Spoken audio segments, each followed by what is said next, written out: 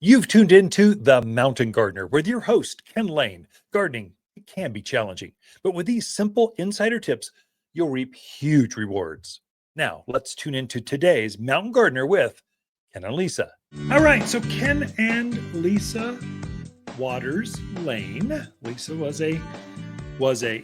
am. is a Waters. Her father started Waters Garden Center back in 1962, and you just grew up here in the garden. It's funny.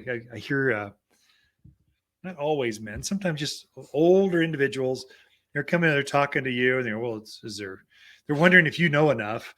Well, is there someone else that is maybe a man here? You see this weird cultural thing that happens, and when you're talking to a person that's foremost knowledge of the entire probably state, at least for the Central Highlands, it knows plants. She grew up in the business.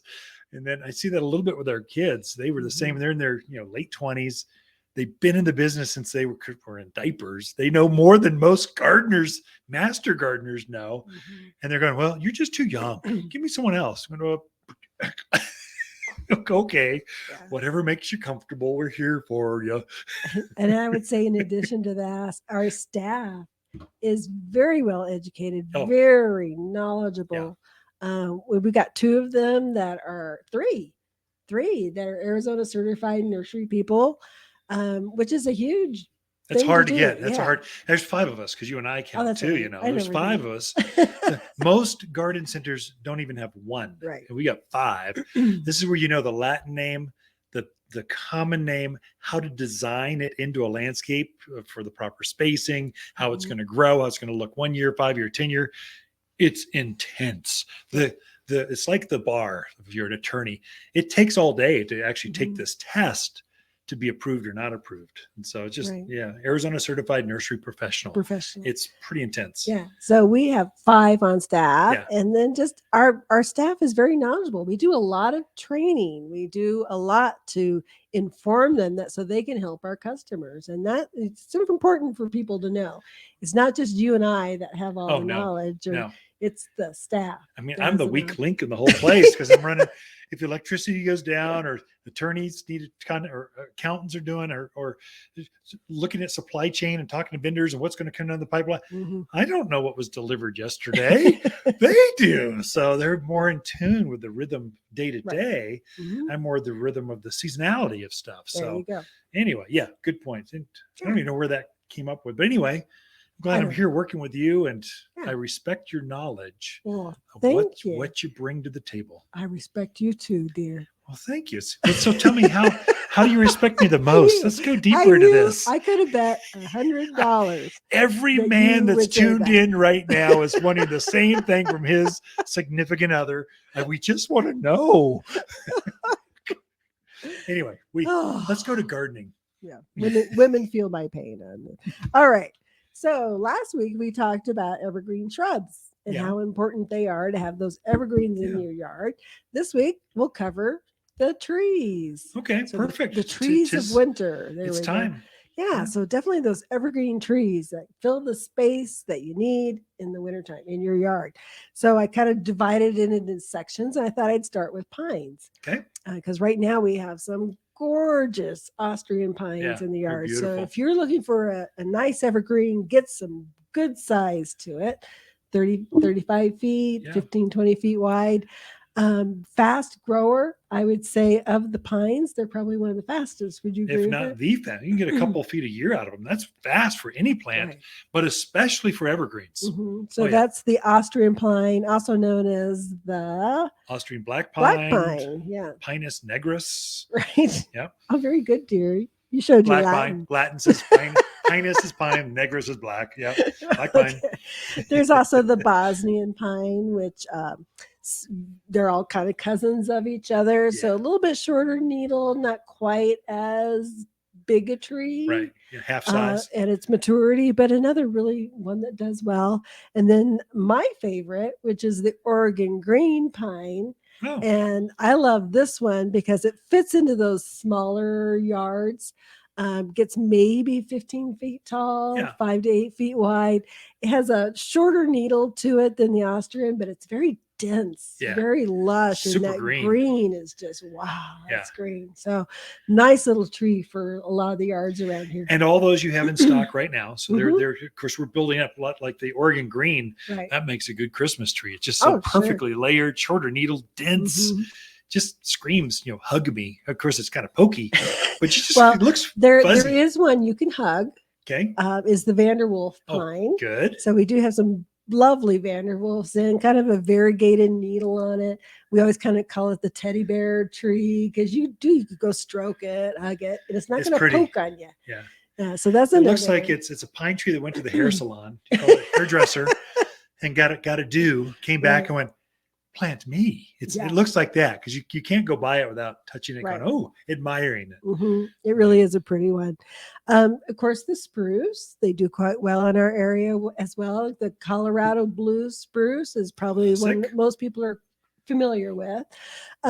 They have come out with the baby blue, which really is a beautiful blue for the spruce. It really keeps its color. It has that real silvery blue.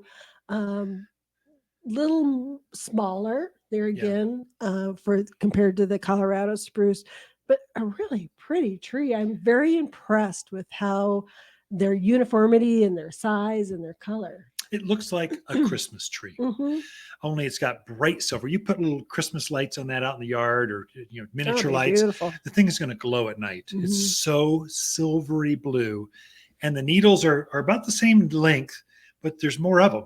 Yeah. So it has this perfect shape to it. And quite honestly, Colorado spruce, it's a great tree. It's the fastest growing of all the spruce, but it's too big for most yards. The baby blue eyes, the backer eyes, and some of these others, Fat Albert spruce, there's so much, they're uniform, they're brighter colored, and they don't get so doggone big. Easier in the landscapes. Yeah, definitely. And they're just as hardy as as the native Colorado spruce. Black Hill spruce, which is another short needle green, a little on the slower growing side. And then, of course, Alberta spruce, which is great if you're looking for a living tree or you like to decorate out in your yard. They do tremendous in containers because they're so slow growing. They're easy to grow in a container. Yeah. You had some come in. They were the biggest ones I've ever seen. They're taller than I am. Yeah. For an Alberta spruce, if you've got really green thumbs, it might grow 3 inches a year. This thing is now taller than I am. Think how old this tree is. Yeah.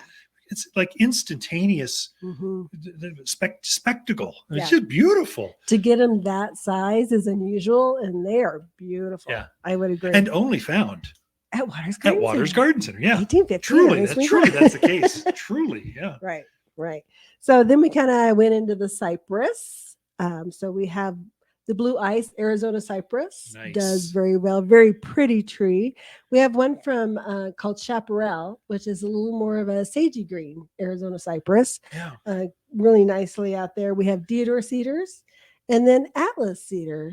You should explain Atlas because most people don't know what that is. So it's the Atlas. I think there's a huge one down at the courthouse. Yes, it's the statehood tree down on right downtown Prescott on the courthouse. That is the statehood tree. They planted 2 of them back in 1914, and now they're like towering above the elm trees. Yeah, I don't think people even really see them sometimes. They're so big. They're so big. It's huge. But we also have those in a serpentine. So they've trained it to do like an S shape, and then also weeping where it just kind of bends over and grows down. I love those. I think they're spectacular. But nice silvery blue, just a really nice little layered tree. I think they're beautiful. Drought hardy as all get out.